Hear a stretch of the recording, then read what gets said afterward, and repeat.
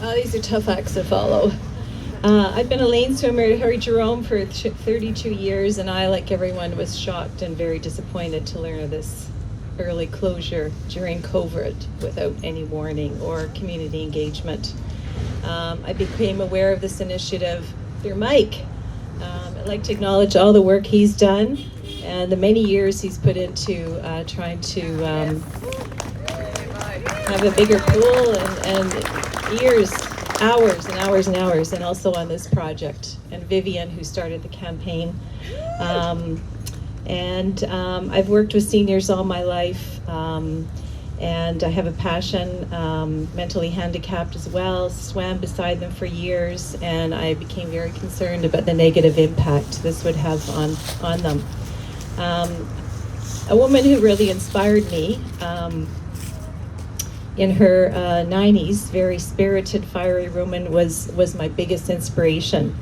For many years, she navigated using her walker the 9 blocks to Harry Jerome in the early morning, in the rain, in the dark, and the snow.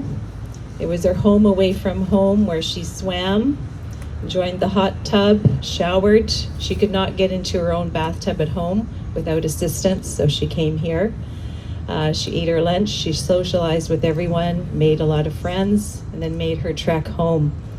One of our longtime early morning lifeguards would hold her hand to help her to the pool and hot tub, put her wet clothes in the dryer for her return home.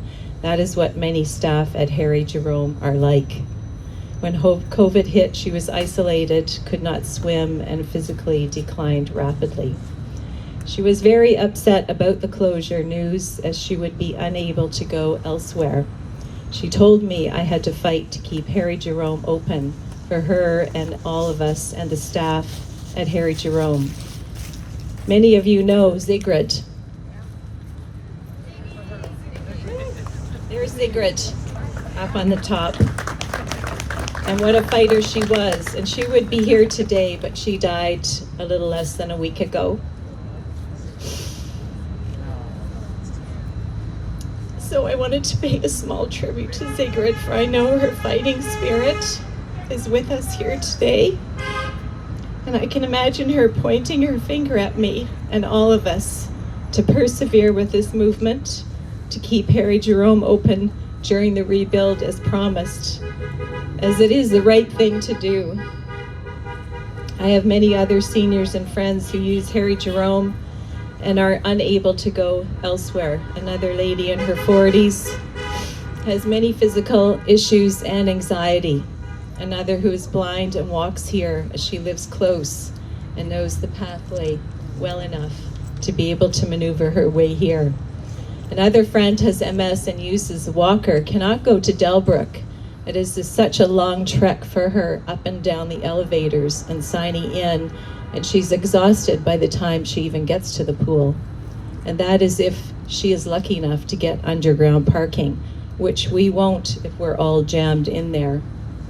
There are many, many others who have shared their stories with me over the past months with similar challenges. It's hard to hear and imagine the impact that this closure is going to have on them and our entire community. In late 2019, I suffered from a decline in my mental health and had debilitating anxiety. For the first time in my life, I was unable to go much of anywhere other than my usual swimming at Harry Jerome, which kept me afloat and able to function and heal. If I had been told during that time that I would have had to go elsewhere, I would have been unable to go and been devastated. So I'm here today to demonstrate my disappointment with the lack of community engagement and the decision to close Harry Jerome during the rebuild. It is a critical community center, keeps us all healthy, and in particular our seniors and those who are disadvantaged who cannot go elsewhere. It is essential to our well-being. As one of my fellow swimmers recently said, Harry Jerome is home, and it is like our second home, where we come for our exercise, our sports, our unique sauna to see and make friends, and where many gathered for a muffin and coffee at the cafe that the special needs clients ran. It is a critical community community center that we need to stay open during the rebuild for our children, our seniors, our disadvantaged, our teens, and many of our users and sports groups. It is keeping us out of hospital and freeing up beds for those who need it now and saving many of our healthcare dollars.